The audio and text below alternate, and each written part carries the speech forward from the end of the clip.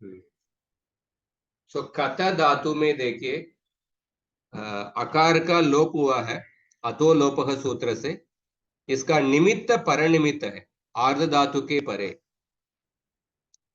सो अच के अकार अच के स्थान पर लोप हुआ है और परनिमित्त। अगर इधर स्थानीवत भाव करेंगे तो मतलब लोप को भी आप अकारत्व मानेंगे तो इसके पहले इसके पूर्व में कुछ कार्य या कार्य निषेध हो रहा है क्या, ऐसा सोचेंगे तो अथ उपदायाः का अथ उपदायाः से जो वृद्धि होने वाला था, उपदा के वृद्धि ककारोत्तर आकार का वृद्धि होने वाला था उसका निषेध हो जाता है अगर स्थानीवत भाव करेंगे तो। क्योंकि अगर स्थानीवत भाव करेंगे तो उपदा में आपको आकार नहीं मिलेगा, उपदा में थकार ही मिलेगा। सो इस स्थिति में आपको स्थानीवत भाव करना चाहिए, या यही अच्छा परस्मिन पूर्व विधौ ये सूत्र कहता है। तो तीन कंडीशन है। सो इसके वजह से अगर इधर स्थानीवत भाव मान के अथोपदाय नहीं करेंगे इसलिए कत प्लस ही कति ऐसा रूप बनेगा। कति ऐसा अंग बनने के बाद कति ऐसा धातु बनने के बाद आपको शप प्रत्यय जोड़ना है। शप प्रत्यय जोड़ के सार्वधातुक आर्धातुक यो तदनन्तरं येचो यवायवः अतः कतय इति अंगम भवति। तो कतय अंग का कतयति कतयतः कतयन्ति ऐसा हमने देखा। इसके आगे हम देखेंगे और ये भी अदुपद इदुपद उदुपद रुदुपद ये भी हमने देखा। और उसके बाद अगला सूत्र है मिताम ह्रस्वः। मिताम ह्रस्वः अगर आपके पास किताब होगा तो पेज नंबर 149 देखिए। पेज नंबर 149 के पहले 5 धातु इनको मित धातु कहेंगे, इनको मित धातु कहेंगे। तो मित धातु means it's not because that मकार हैज इट्स संज्ञा but for some other reason, वो हम बाद में पढ़ेंगे, पर इनको मित धातु कहेंगे। तो ये जो 5 धातु, इन 5 धातुओं को आपको ह्रस्व करना पड़ेगा।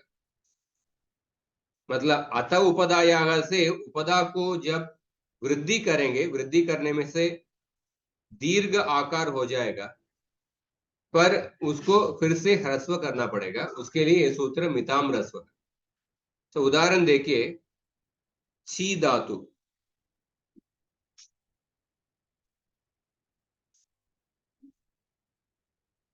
मिताम ह्रस्व के लिए छी धातु का उदाहरण, या छी धातु देखिए, छी धातु प्लस निच प्रत्यय। तो पहले क्या होगा, अतोंग नीति से वृद्धि होगा तो छई होगा, उसके बाद येचो यवायावः फिर चाई हो जाएगा। तो चाई, इसके बाद अभी ये ची धातु मित धातु है। मित मतलब don't assume that it is there is a मकार इज इट्स संज्ञा, but mitam is some other reason. I'll show you that also. 6492.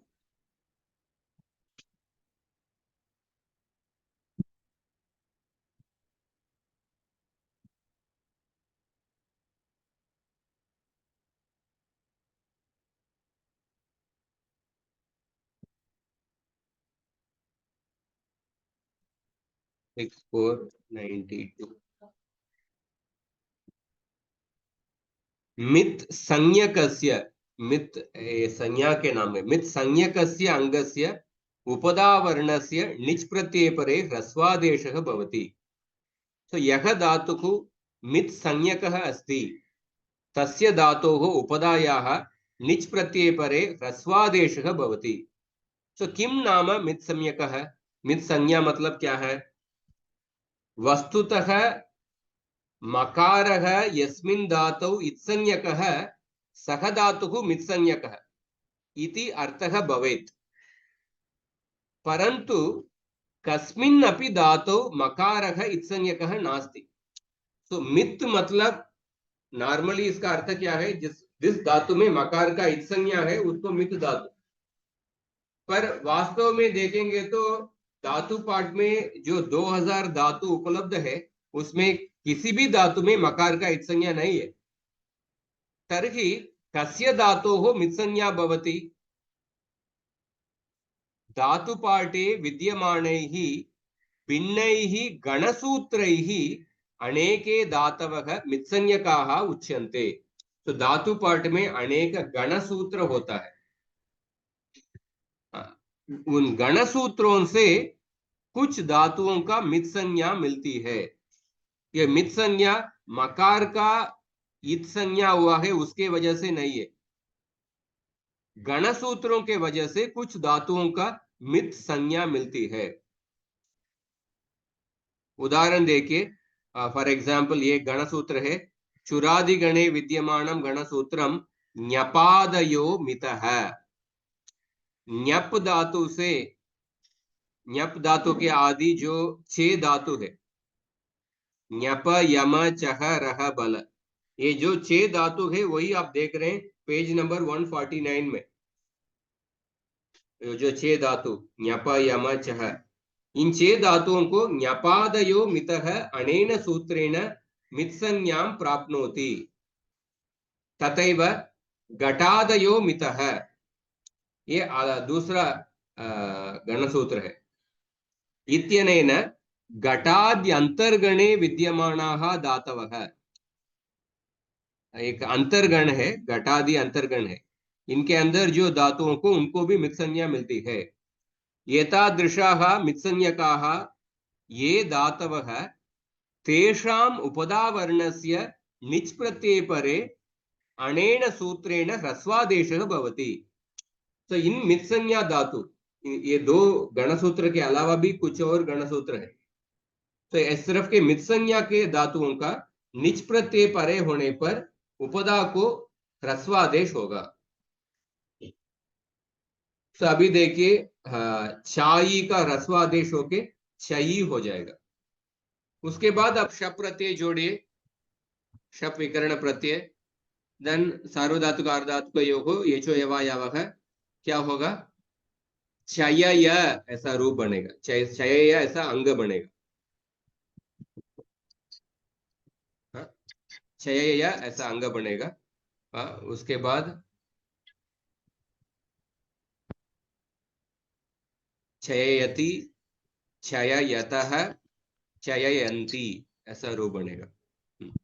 ञप धातु का ञप प्लस ई में अत उपदाय से ज्ञापी हुआ है, उसके बाद मिताम रस्व से ज्ञपी हुआ, उसके बाद शप प्रत्यय जोड़िए और सार्वधातुक अर्धातुक यचो यवा यवा से ज्ञपय ऐसा अंग बनेगा। उसके बाद अब सीधा, तो कोई बता सकते हैं ज्ञपय, इसका रूप बताइए, लट लकार का परस्मय पद और आत्मनेपद। अच्छा भैया, ये शंका है कि ची प्लस ई का जई प्लस ई ऐसा हो गया, वो कौन सा सूत्र है? अचोंग नीति, अचोंग, अचोंग नीति। हाँ, ये हमने सामान्य अंग कार्य पढ़ने के समय सूत्र पढ़े थे। अच्छा, ये देखिए, धन्यवाद। अचोंग नीति, अजंतस्य अंगस्य नित नित प्रत्यय परे च वृद्धि भवति।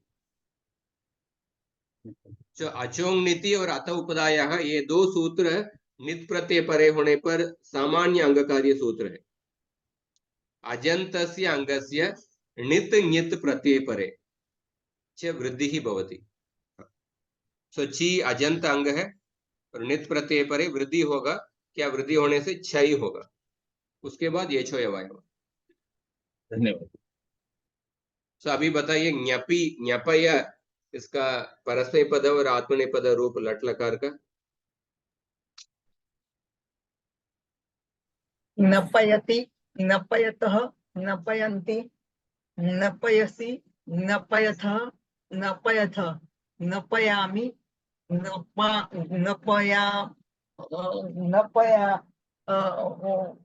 वह न्यपया मह हाँ, आत्मनेपद। नपयते नपयेते नपयन्ते नपयसे नपय नपयेथे नपयद्वे नपये नपया वहे नपया महे। और दूसरा कोई बताइए। लोट लकार है। नमस्ते प्रभु जी, shall I try? हाँ, यस। लोट लकार न्यपयतु न्यपयताम न्यपयथात्। न्यपयतु न्यपयतात् न्यपयताम न्यपयन्तु then न्यपय न्यपयतात् न्यपयतम न्यपयत न्यप न्यपयानि न्यपयाव न्यपयाम आत्मनेपद न्यपयताम न्यपयेताम न्यपयन्ताम न्यपस्व न्यपयस्व। नपयेताम नपयस्व करेक्ट, हाँ सॉरी, क्षम्यताम, नपयस्व नपयेताम नपयध्वम नपये नपयै न्यपयै। नपया नपयै नपया वहै नपयामहै। लंग लकार। लंग लकार somebody else can tell. somebody अन्यः अन्यः मैं किमपि। प्रयत्न करता हूँ। हाँ हाँ, आम्। अज्ञपयत् अज्ञपयताम् अज्ञपयन् अज्ञपयः अज्ञपयतम् अज्ञपयत अज्ञपयम् अज्ञपयाव अज्ञपयाम। अभी आत्मनेपदी अज्ञपयत अज्ञपयेताम् अज्ञपयन्त अज्ञपयेथाः अन्यपयताः। अज्ञपयथाः हाँ, अज्ञपयेथाम् अज्ञपयध्वम् अज्ञपये अज्ञपयावहि अज्ञपयामहि। धन्यवाद। विधिलिंग लकार। अन्य अन्य कोई किमपि वदतु। विधिलिंग और कोई बताए।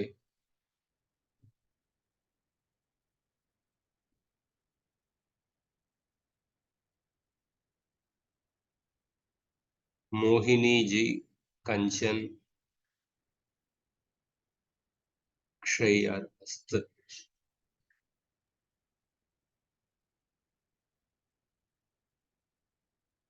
विधिलिंग का कोई प्रयत्न।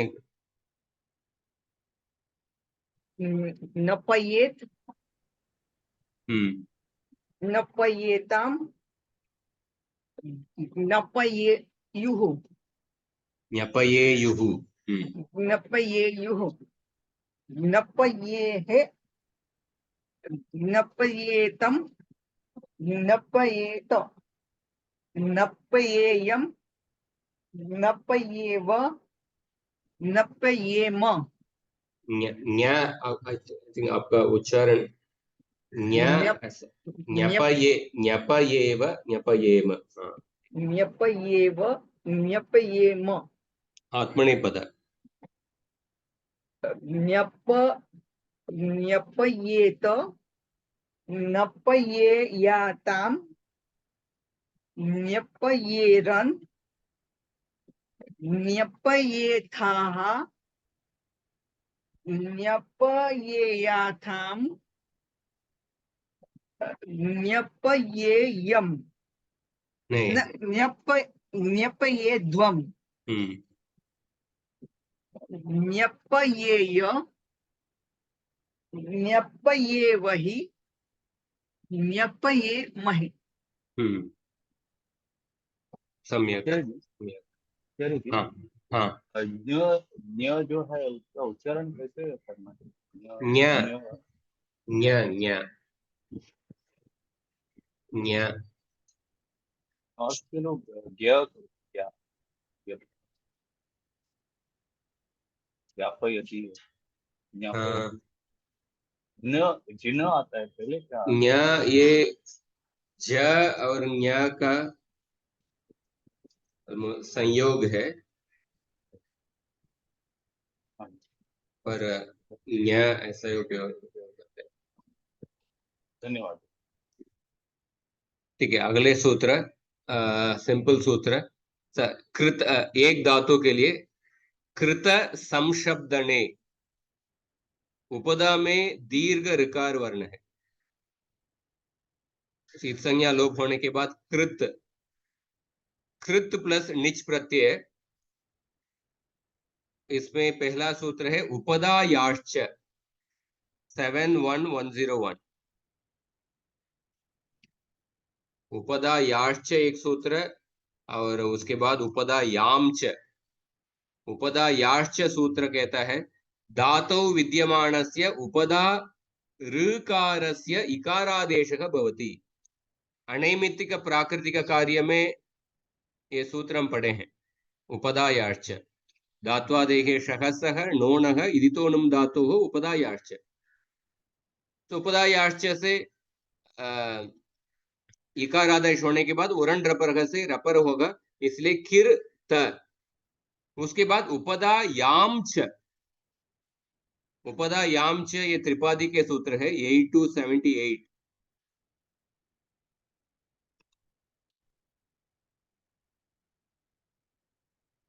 धातोः उपदाभूतौ हल्परौ यो रेफ वकारौ ताभ्यां पूर्वस्य इक्वर्णस्य दीर्घादेशः भवति।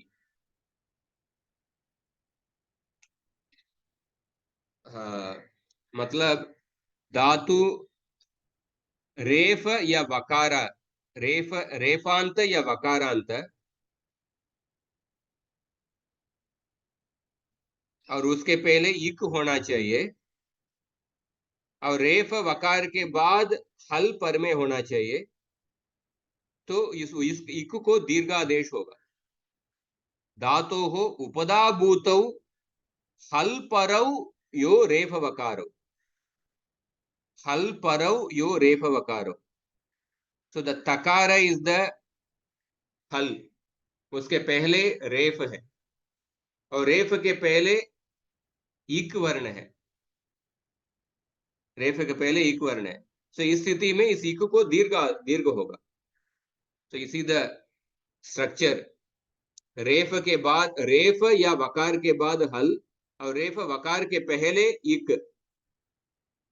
तो इस स्थिति में उस इक को दीर्घ होगा, इसीलिए कीर्त ऐसा होगा।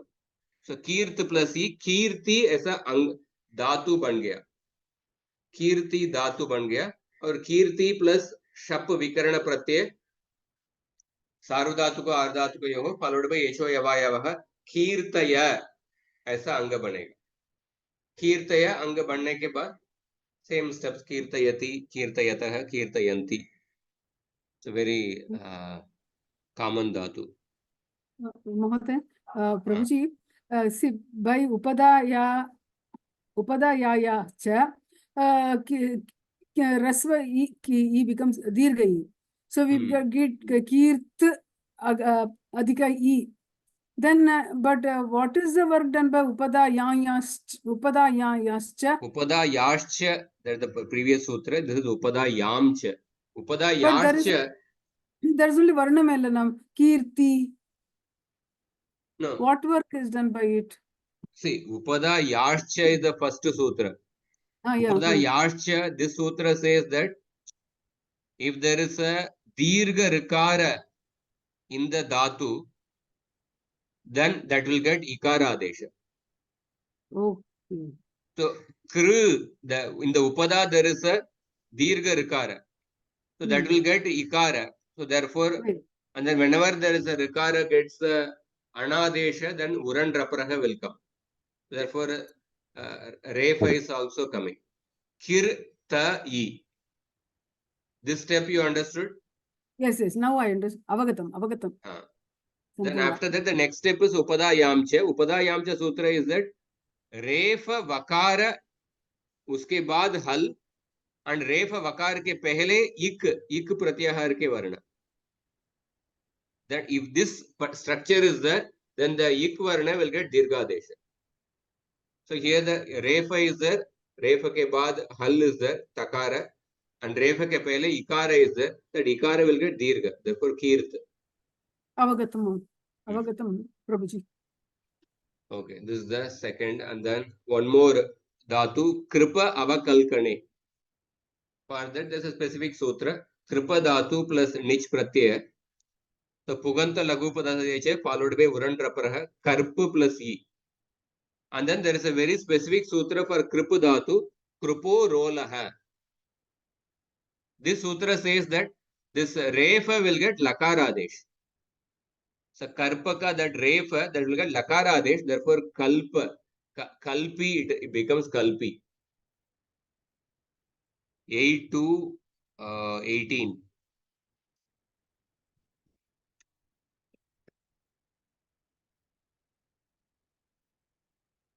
कृपेर धातु रेपस्य लकारादेशो भवति. सरलम सूत्रमस्ति. कल्पी, कल्पी इति धातु कल्पी इति धातुः भवति. तदनन्तरं कल्पी कल्पी योगे शप् सार्वधातुक आर्धातुकयोः तदनन्तरं येचो यवायवः कल्पय इति अङ्गं भवति. So kalpaya, then the prakriya will be kalpayati, kalpayatah, kalpayanti. Adi. In this way, the nijanta churadigana is over actually. Churadigana is done. So churadigana, so just a prakriya. Mula dhatu, itsanya lopa, and then prakritika karya, dhatu adehe shakasaha nonaha iditonam dhatuhu. And then nichi pare karyani, nich pratyay pare karyani, either achong niti or sarvadhatuka ardhatukayoho guna, या for akaranta dhatu, arti khri, vli, ri, nu, ikshma, yatam, pung, now, there is a puk agam comes, or ato lopaha, by that for adanta dhatu, akara gets lopa, and then mitam rasvaha, or upadayascha, these are the nichi pare karyani. And then lakara, and then if there is a adagam ya adagam, that comes only in the case of lang lakara. And then vikarana pratyaya, then shap pratyaya pare angakaryam. Gunaha ekara. This is same angakarya for all. Because all the nijanta dhatus will be ikaranta dhatu. So then ikaranta dhatu followed by shap vikarana pratyaya, it will be sarvadhatuka ardhatukayo, and then echo yavayava. And then, so in this way, the same. This is the Churadigana we have completed. So with this, ने जो धातु बताया group 1714 1714, तो धातु पाठ में वो number किधर है? धातु पाठ में नंबर 1700 तक चुरादिगण के धातु है. आई थिंक इस स्लाइड में जो नंबर है वो अलग नंबर है. 1714 है क्या? 1714 लिखा था आपने.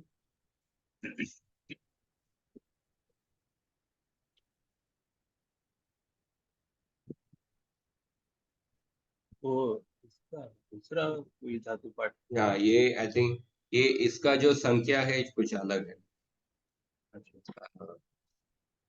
माता जी के धातु पाठ में जो संख्या इससे अलग है. ठीक है. तो चुरादिगण अदंत अंग का हमने समाप्त कर दिया. अदंत अंग, वादिगण, चुरादिगण, दिवादिगण, तुदादिगण. सभी अनदंत अंग प्रारंभ करेंगे.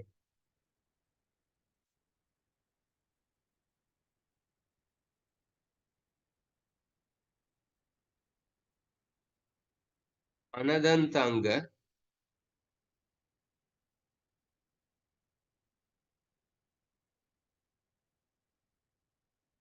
तो अनदंत अंग में प्रत्यय में कुछ जगह में कुछ परिवर्तन होता है, उसको जस्ट संक्षेप में देखेंगे।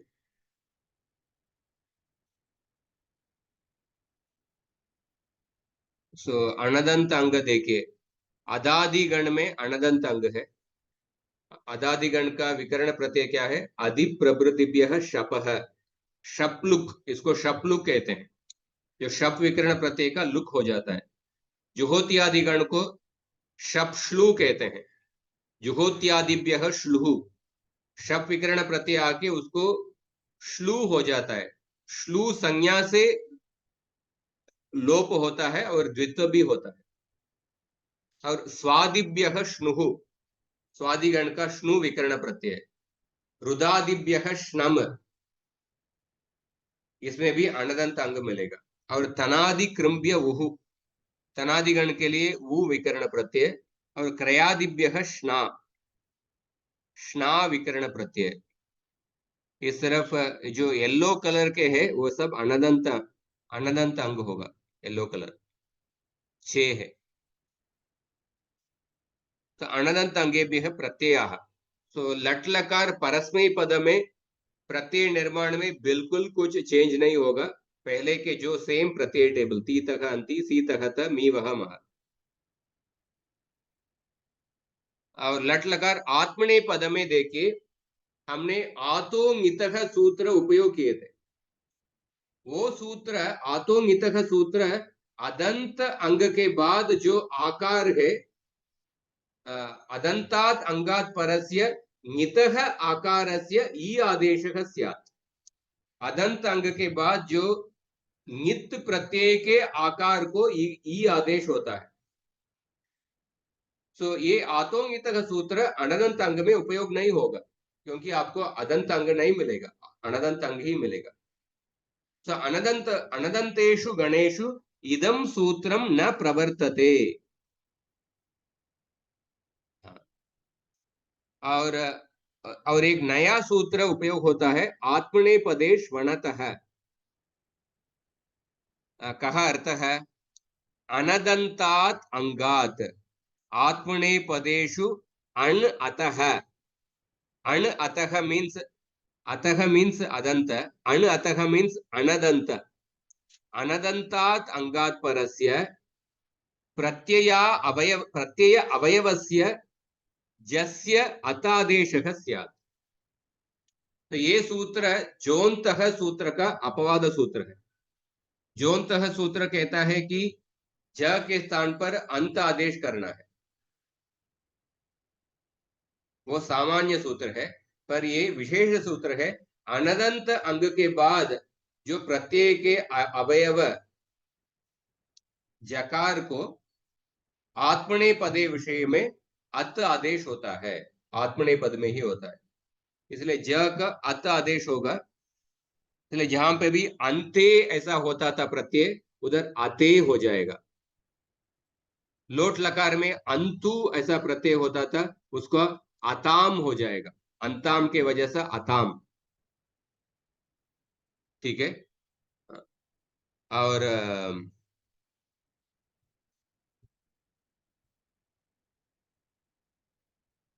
ज का अते। हाँ, तो इस तरफ देखिए, पर आत्मने पद में किधर फर्क होगा?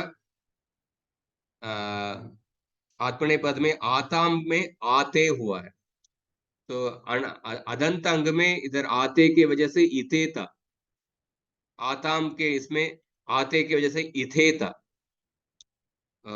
प्रथम पुरुष द्विवचन और मध्यम पुरुष द्विवचन में, इधर प्रथम पुरुष द्विवचन और मध्यम पुरुष द्विवचन में, उधर अदंत अंग में इथे और इथे था, इधर आते और आथे है, इधर फर्क पड़ रहा है। और प्रथम पुरुष बहुवचन में हमने अंते प्रत्यय लगाए थे, इधर अते प्रत्यय होगा। बाकी सब जगह सेम है। ठीक है, अवगतम वा? हम अवगत। तो लंग लकार में देखिए, लंग लकार परस्मयी पद में बिल्कुल चेंज नहीं है, सेम लाइक अदंत अंग। because Jontah will only come because Atmanepade Shvanatah is only for Atmanepada Vishaye. The Parasmaipada Vishaye में तो Atmanepade Shvanatah नहीं होगा. So लंग लकार परस्मैपद प्रत्यय में सेम प्रत्यय, नो चेंज एट ऑल. लंग लकार आत्मनेपद विषय में सिर्फ इधर प्रथम पुरुष बहुवचन एंड आल्सो प्रथम पुरुष मध्यम पुरुष द्विवचन में. So if you remember lang lakar, what was the pratyay? Itam and itham was there. Why that itam was there? Because आतो मितः सूत्र, by that आ के स्थान पर ई आदेश करके उसके बाद लोपो योरवली से उस यकार लोप किए थे हमने. So आतो मितः नहीं होगा, इसलिए आताम और आताम ही होगा. और प्रथम पुरुष बहुवचन में उधर अंतता, इधर अता होगा. आत्मनेपदे श्वणतः. Therefore 3 places there is a change lung लकार में. लंग लकार आत्मनेपद में, ठीक है. और लोट लकार में देखिए, लोट लकार में केवल एक जगह में चेंज होगा, किधर प्रथम पुरुष बहुवचन में. सॉरी, लोट लकार परस्मय पद में किधर भी चेंज नहीं होगा. लोट लकार परस्मय पद में बिल्कुल चेंज नहीं है, अदंत अंग जैसे ही सेम प्रत्यय. बट आत्मने पद में, आत्मने पद विषय में देखिए, आत्मने पद विषय में प्रथम पुरुष द्विवचन, मध्यम पुरुष द्विवचन एंड प्रथम पुरुष बहुवचन. प्रथम पुरुष द्विवचन में उधर अदंत अंग में क्या था? इताम प्रत्यय था.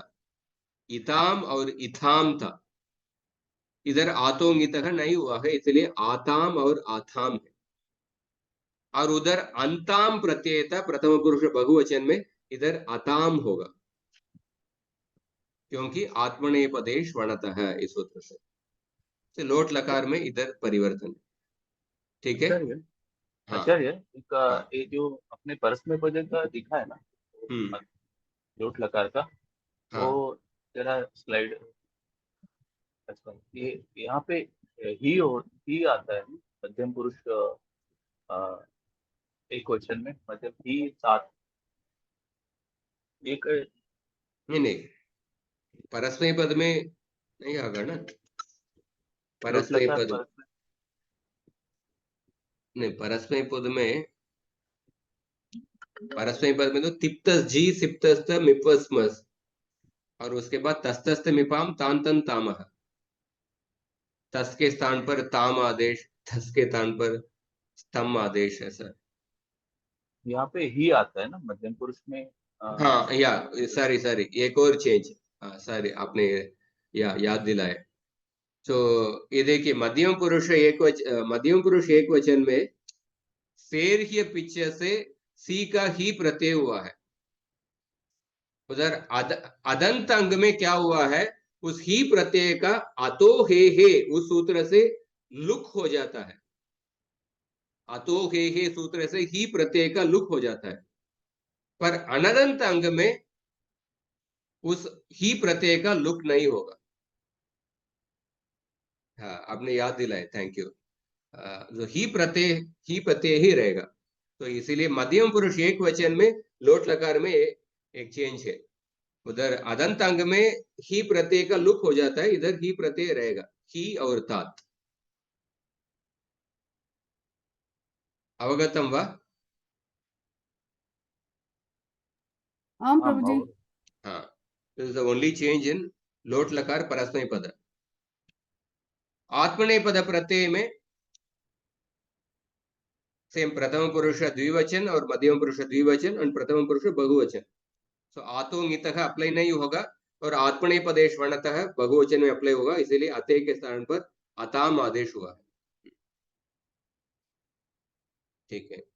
और विधि लिंग में देखिए, विधि लिंग में पहले क्या हुआ है? ती का त और तस का ताम, जेर जूस से जी का उस हुआ है. This is the first step. और दिस द फर्स्ट स्टेप विधिलिंग में परिवर्तन। उसके बाद विधिलिंग में हम क्या करते हैं, विधिलिंग परस्मई पद में यासूट परस्मई पदे शूदातो ङिच्च, यासूट परस्मई पदे शूदातो ङिच्च, यासूट आगम करते हैं, यासूट आगम करते हैं। उसके बाद सुट तितो हो, ये सब हमने पहले हम पढ़े हैं, आपको अगर एक बार आपको रिवाइज करना पड़ेगा। ये 3 सूत्र हम पहले पढ़े हैं। यासूट परस्मय पदे शूदातो ङिच्च ये अप्लाई होगा, सुट तितो हो ये अप्लाई होगा, लिंग सलोपो नंत्य से ये अप्लाई होगा। पर अतो ये सूत्र जो अदंत अंग में उपयोग किए हैं ये इधर अप्लाई नहीं होगा। अतो ये सूत्र है न प्रवर्तते, ये सूत्रम न प्रवर्तते, क्योंकि अतो ये सूत्र में अदंत अंग के बाद जो याकार के स्थान पर ई आदेश होता है, अदंत अंग के बाद जो या है ना, या के स्थान पर ई आदेश होता है।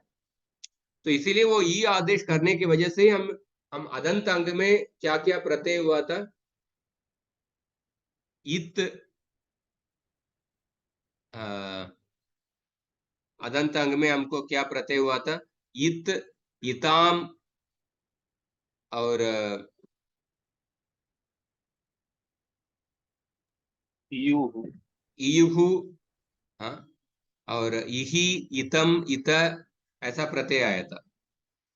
हाँ, सो क्योंकि वो या का ई आदेश हो जाता है।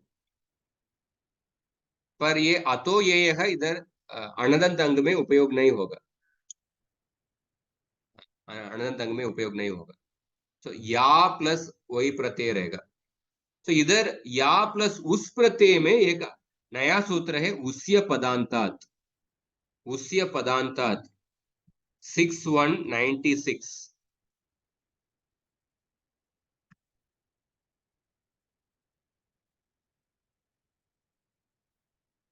अपदांत वर्णात, अपदांत आवर्णात उस शब्दे परे संहितायां पूर्वपरयोः एकः पूर्वरूप एकादेशः भवति। अपदांत आवरण के बाद जो उस शब्द है, ये जो जेर जुस से उस शब्द जी के स्थान पर जुस आदेश होता है, जुस को ही इत संज्ञा लोप होने के बाद उस हो जाता है।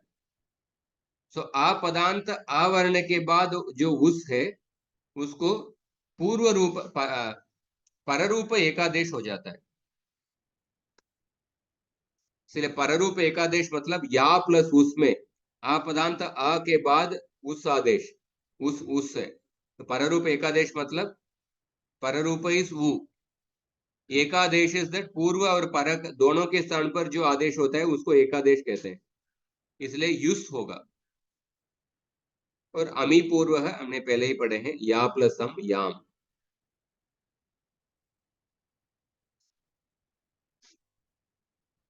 तो अमी पूर्व आपको पहले नहीं पढ़े हैं, अमी पूर्व क्योंकि पहले या के स्थान पर ई आदेश हो जाता है, पर अमी पूर्व या प्लस अम में अमी पूर्व होगा, इसलिए याम होगा।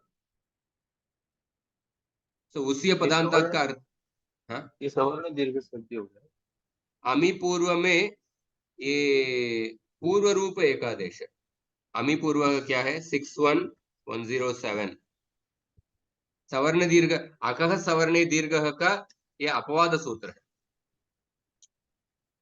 अकः सवर्णे दीर्घ से या प्लस अम में अकः सवर्णे दीर्घ से सवर्ण दीर्घ संधि कर सकते हैं, उधर वो भी वही रूप होगा, याम ही आएगा।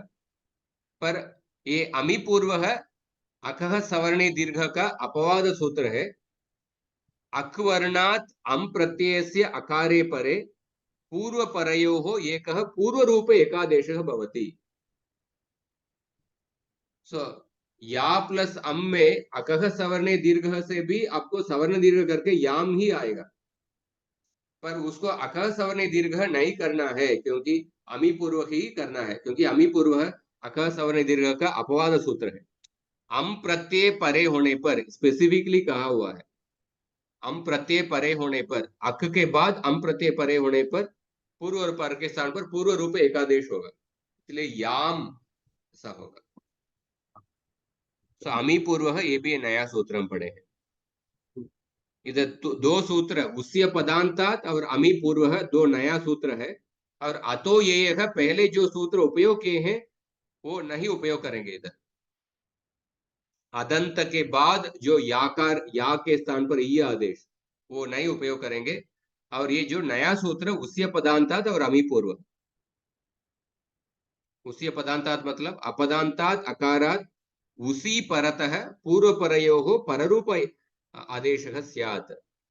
शुणुया प्लस उस क्या होगा, शुणुयुस, उसके बाद तसजुषो रुहु करवसाणयो विसर्जनीयः शुणुयुहु, ऐसा रूप होगा।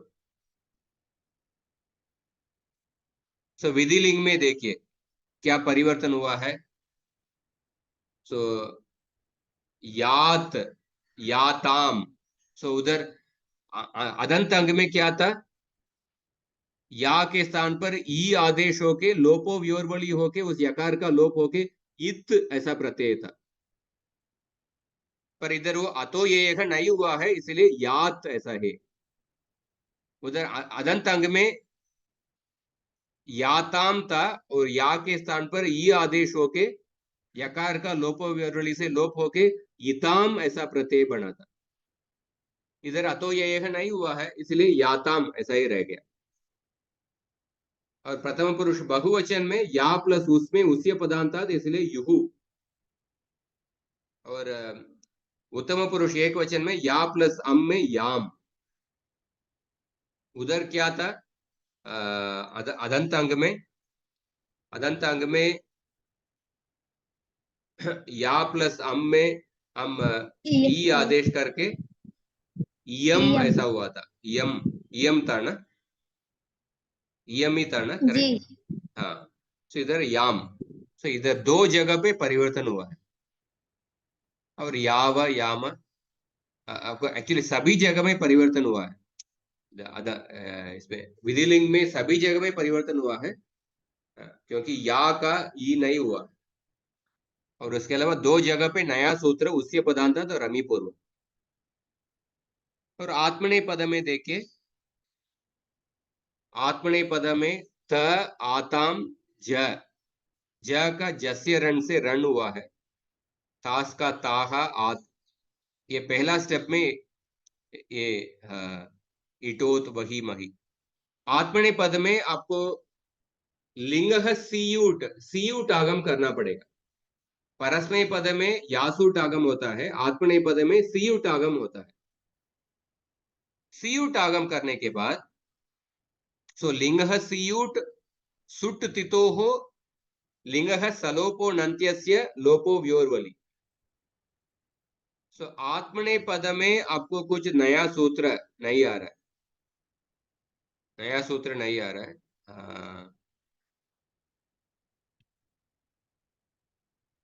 इसलिए आपको सेम प्रत्यय ईत, ईयाताम, ईरण, ईताह, ईयाताम, ईद्वम, ईय, ईवहि, ईमहि। सो आत्मनेय पद में बिल्कुल परिवर्तन नहीं है, अदंत अंग जैसे वही प्रत्यय इधर भी होगा, क्योंकि अतो ये है, इधर आत्मनेय पद में अप्लाई ही नहीं होता है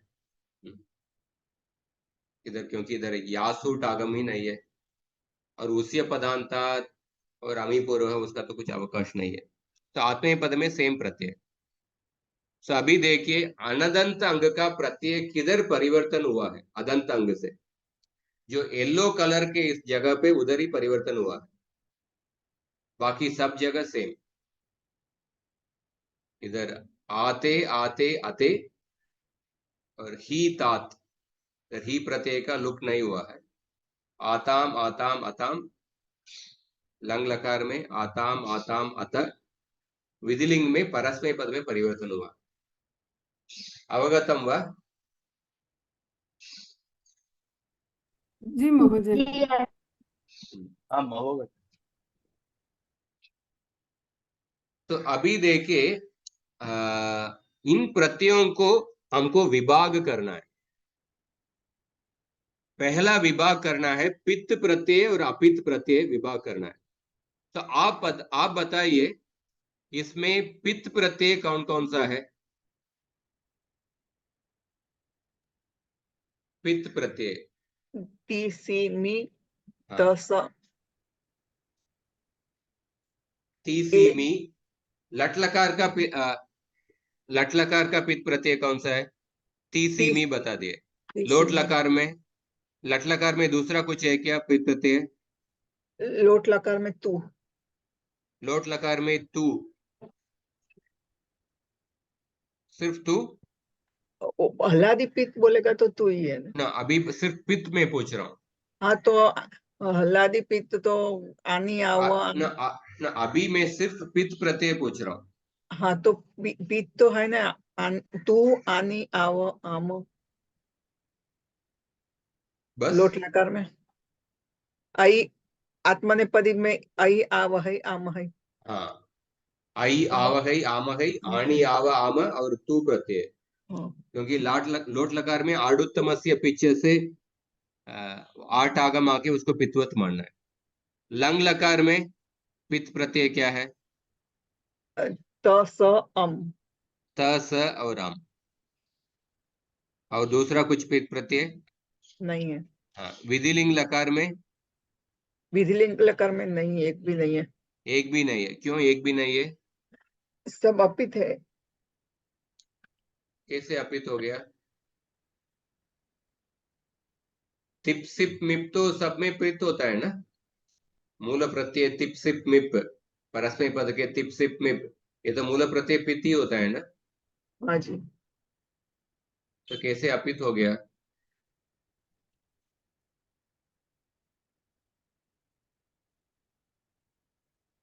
समझ में नहीं आया। बस मेरा प्रश्न समझ में आया आपको? तिप सिप मिप मूल प्रत्यय पित्त है, जो उसके स्थान पर जो भी आदेश होता है वो हमेशा पित्त ही होता है। तो विधिलिंग लकार में क्यों पित्त प्रत्यय नहीं मिल रहा है?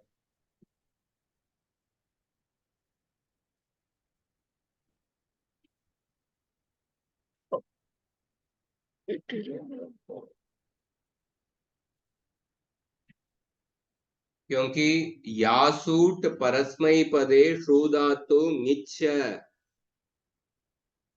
जो यासूट आगम होता है परस्मै पद में, उसको नित च नित्वत मानना है, ऐसा सूत्र में कहा हुआ है। इसलिए दैट पित्त property gets replaced by the नित प्रॉपर्टी। इसलिए विधिलिंग लकार में सभी प्रत्यय, पित्त प्रत्यय भी वो पित्त प्रॉपर्टी नष्ट हो जाता है, नित प्रॉपर्टी हो जाता है, नित्वत भाव मिल जाता है। दंत धातु में भी ऐसा ही है ना, हाँ विधिलिंग में कोई भी पित्त प्रत्यय नहीं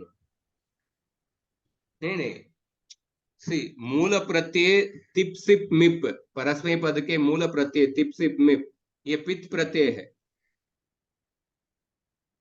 मूल प्रत्यय।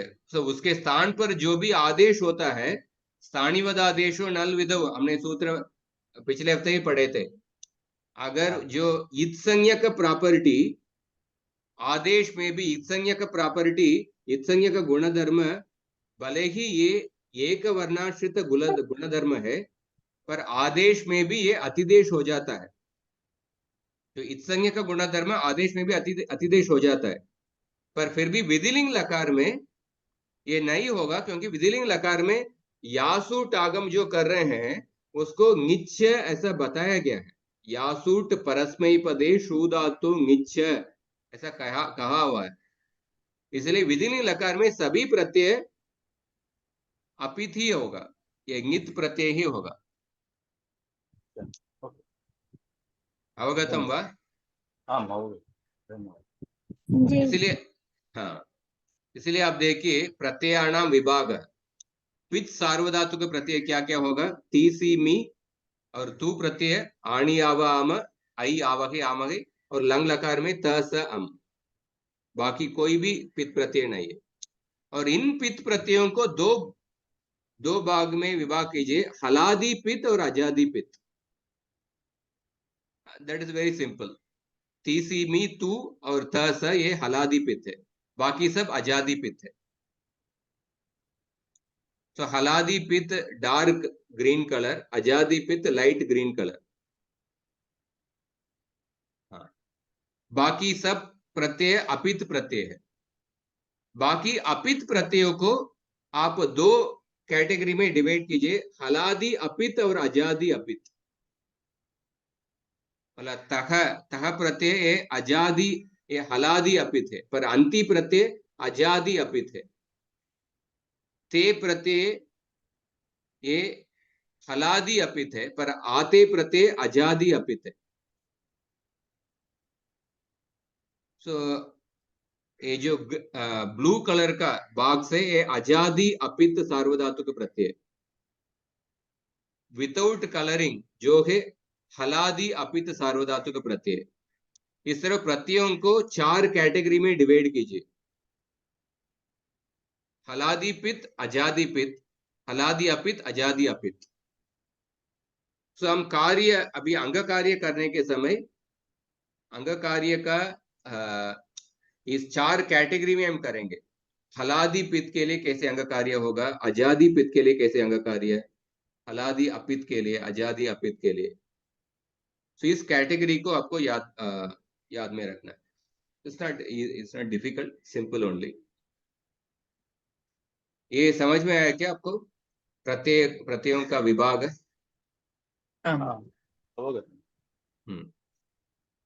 सो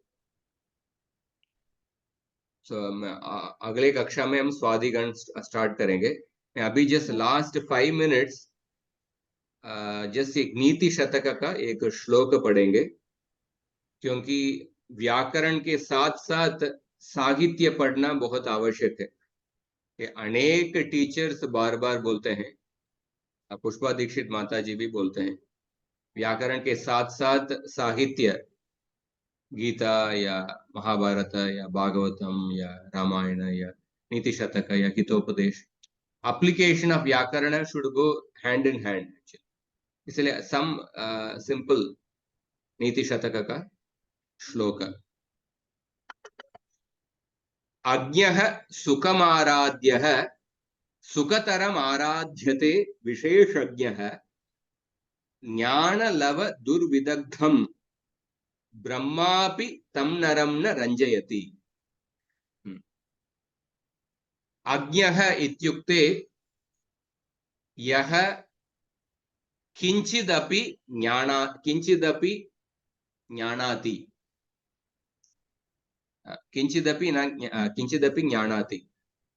अज्ञः मतलब न जानाति,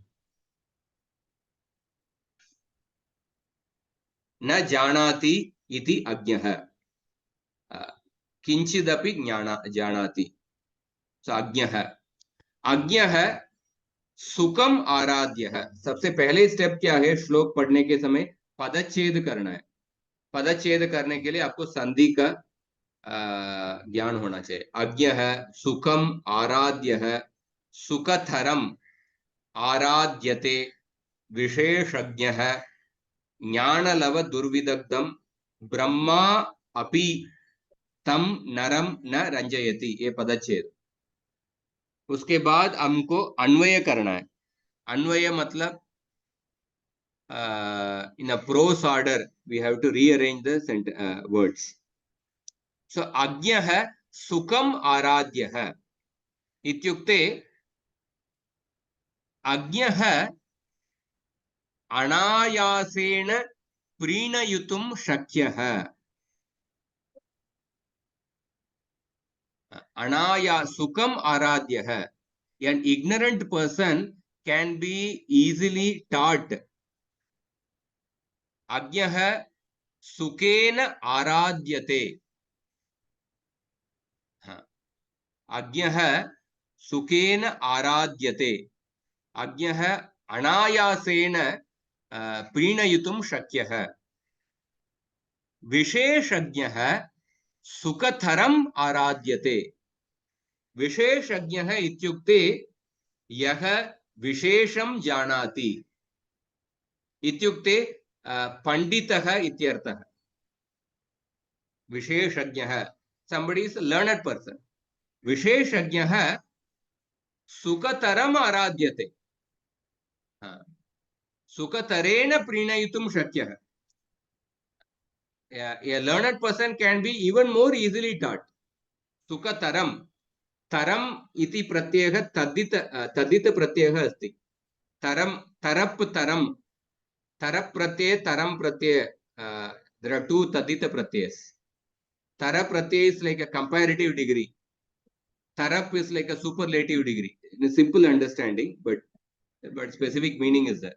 Yes, the Bhagavad Gita, iti guhyatamam shastram idam muktam mayanaga etad buddhva buddhiman syat kritakrityasya bharacha kritakrityasta bharata. Guhyatamam, the most confidential knowledge. Idam tute guhyatamam pravakshyam yanasuyave ज्ञानम विज्ञान सहितम यज्ञात्वा मोक्षसे अशुभात गुह्यतमम, that means the most confidential knowledge. So sukataram means more easily. विशेषज्ञः सुखतरम आराध्यते. यह विशेषज्ञः, यह पंडितः सुखतरम आराध्यते. And then ज्ञानलव दुर्विदग्धम, किंतु ज्ञानलव दुर्विदग्धम, विदग्धम इत्युक्ते पंडितम, पंडितः इत्यर्थः, विद्वान् इत्यर्थः. दुर्विदग्धम इत्युक्ते यः पंडितः नः. ज्ञानलव दुर्विदग्धम, ज्ञानलव means somebody who possesses a little knowledge. But durvidagdam, durvidagdam ityukte jnana lava durvidagdam, यह पुरुषः स्वल्पं ज्ञानं, यह पुरुषस्य सः, यह पुरुषस्य स्वल्पं ज्ञानम् अस्ति, किन्तु सः पुरुषः आत्मानं पंडितं मन्यते. He has only very little knowledge, पर वो अपने को पंडित मान रहे हैं. ज्ञान लव दुर्विदग्धम, ज्ञान लव दुर्विदग्धम. और another, the meaning is that ज्ञान लेश मात्रेण आत्मानं पंडितम मन्यम इति यावत्. उनके पास ज्ञान लेश है, बहुत कम ज्ञान है, पर ज्ञान लेश मात्रेण आत्मानं पंडितं मन्यते. But he thinks himself to be learned. ज्ञान लव दुर्विग्धम तम नरम ब्रह्मा अपि न रंजयति. चतुर्मुख Brahma, he is completely capable. Brahma is a very capable person. But Brahma api tam naram, jnanalava durvidagdam tam naram na ranjayati. Even if Brahma comes, he cannot teach that person. He cannot convince him about the right path. So, नीति शतकस्य प्रथम पद्धतिः मूर्ख पद्धतिः अस्ति. अस्मिन् पद्धत्यां मूर्खस्य लक्षणः भर्तृहरिः प्रकटयति. इस प्रकरण में मूर्खों के रक्षण के बारे में बताते हैं. तो ज्ञानलव दुर्विदग्धम, ये मूर्ख के बारे में बता रहे हैं. मूर्ख व्यक्ति मतलब इनके पास बहुत कम ज्ञान है, पर अपने को पंडित मानते हैं. ऐसे व्यक्ति को ब्रह्मा भी आके समझाएंगे तो वो समझ नहीं पाएंगे. जैसे उदाहरण देके शास्त्र में उदाहरण, जैसे रावण को मारीच ने समझाए, रावण को विभीषण ने समझाए, पर फिर भी रावण उनके उपदेशों को नहीं माने. दुर्योधन को कितने लोग समझाए, मैत्रेय ऋषि, भीष्म, द्रोण, कृष्ण, कितने लोग समझाए, पर फिर भी वो किसी को उपदेश नहीं माने. इस तरह शास्त्र में भी हम इसका देख सकते हैं. सो इस तरफ इसका भावार्थ क्या है? मूढ़ः पंडितश्च इत्युभौ अपि प्रीणयितुं शक्यौ, परंतु पंडितं मन्यमानः मूर्खः ब्रह्मणा अपि न प्रसादयितुं शक्यः इति भावः। ये इसका अर्थ है।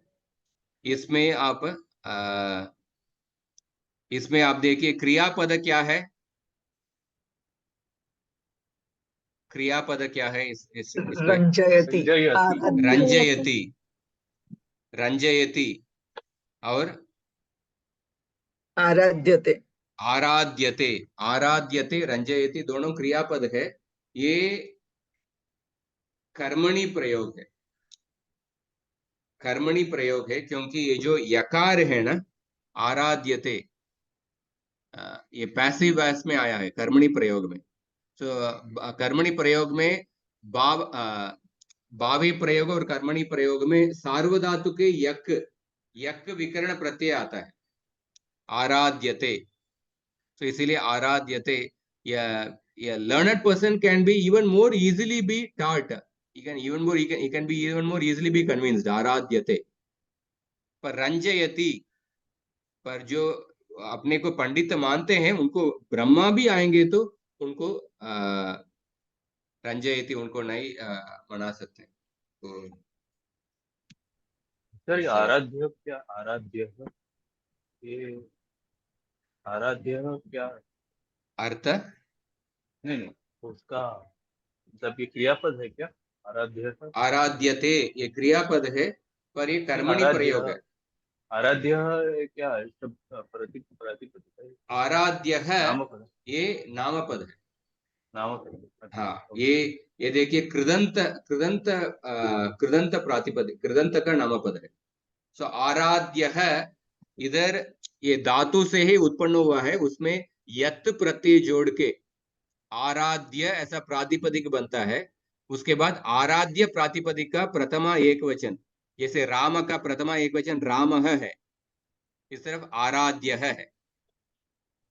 अज्ञ सुखम आराध्य है, विशेषज्ञ सुखतरम आराध्यते।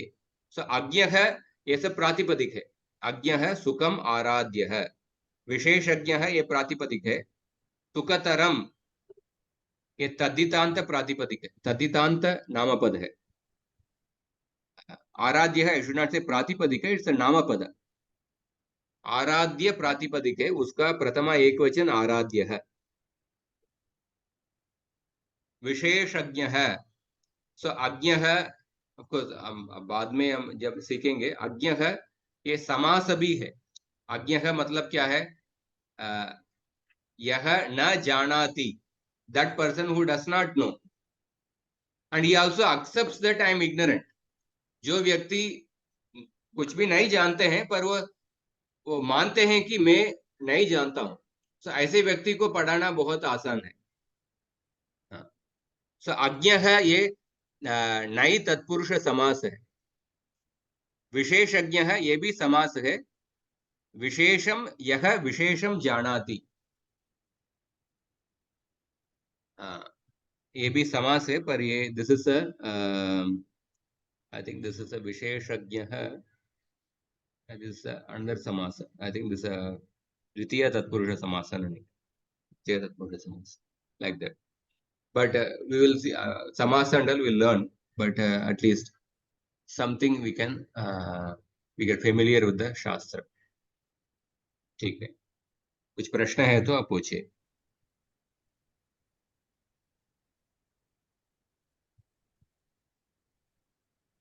धन्यवाद।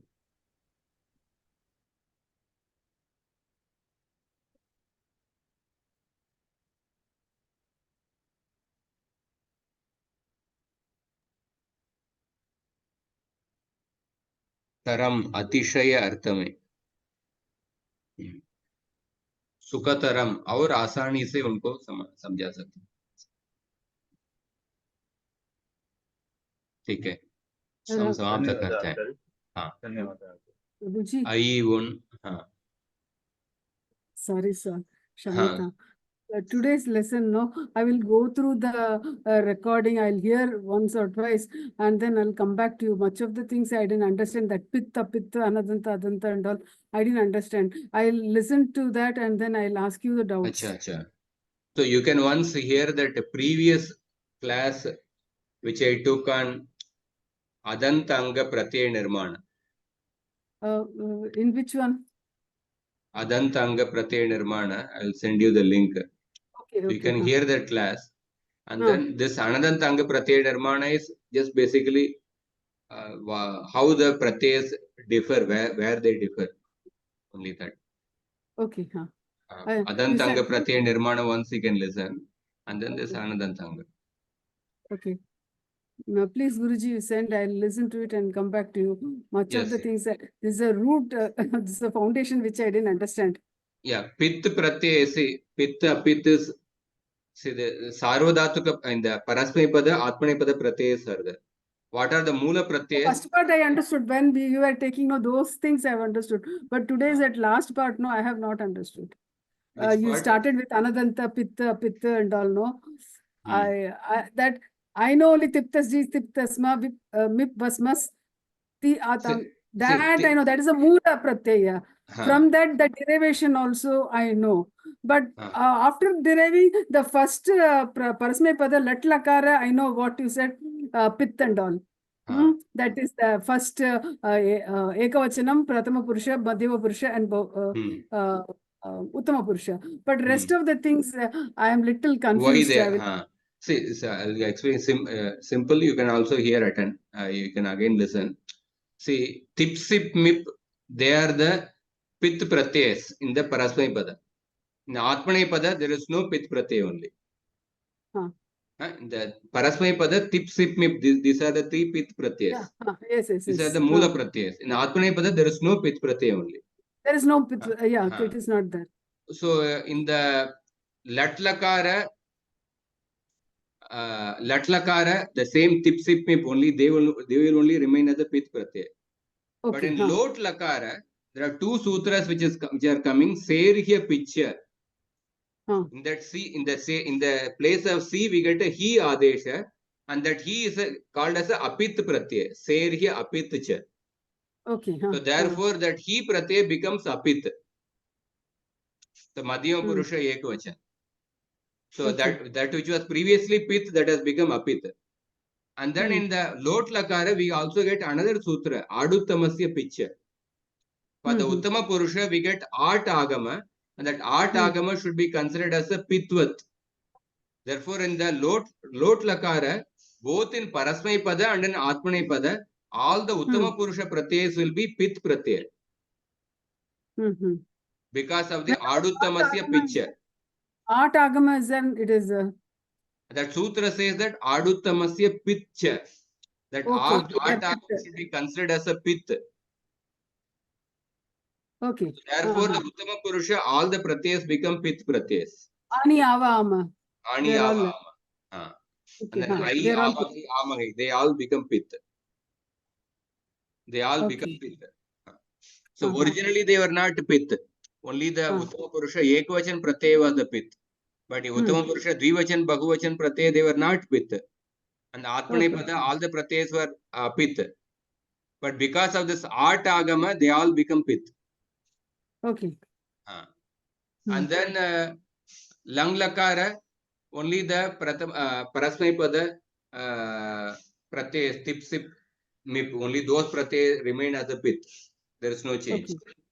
But in Vidiling Lakara, you see that Atmane Pada Pratyayas are, all the Pratyayas are Apit. There is no question. But in Parasmay Pada, the Tip, Sip, Mip Pratyaya, they are supposed to remain as Pit, but because of this Yasut Agama, Yasut Parasmay Pade Shudatu Ngicha, this Yasut Agama is considered to be a Ngit Agama. The Sutra itself says. So because of the Sutra, all the Pratyayas in the Vidiling Lakara, Parasmay Pada, they become Ngit Agama. Because Yasut Parasmay Pade Shudatu Ngicha. It is told as Ngit. So therefore, all the Pratyayas become Apit. in that all that Eta, Eatam, Eran, Etaha, Eatham, Edvam, Eah, Evahi, Imahi, all are all pit. becomes apit. Apit. Apit. Why but they are apit? No. So in the Adantanga, Adantanga, Anadantanga, both it becomes apit because Yasut Parasmai Pade Shudatu Micha. We do Yasut Adam for Agama for all the pratyas. Okay. The Vidiling. In the Vidiling, Parasmai Pada, we do Yasut Agam for all the pratyas. Yasut Parasmai Pade Shudatu Micha. And this Yasut Agam is considered to be Nit Agam. Nit Cha, like that the Sutra says. So therefore, the previous Pith property gets overridden by the Nit property. Therefore, all the pratyas become Nit. That is what I meant. So, because this understanding is important, because this will get carried forward to the next. We have to recognize the pratyaya, whether it's a Pith pratyaya or Apit pratyaya. Whether it is a once we have to recognize Pith and Apit, and then there is a Haladi Pith, Ajadi Pith. That is simple to understand. Halvarna and Adi, Ajadi Pith. And Haladi Pith, Ajadi Pith, Ajadi Apit, Haladi Apit. Haladi, Ajadi, that is easy to understand. We have to see the starting letter. But then the pratyaya has to be recognized, whether it is a Pith or Apit. Okay. So this is a very crucial thing. Listen to your recording, sir. You can read the book.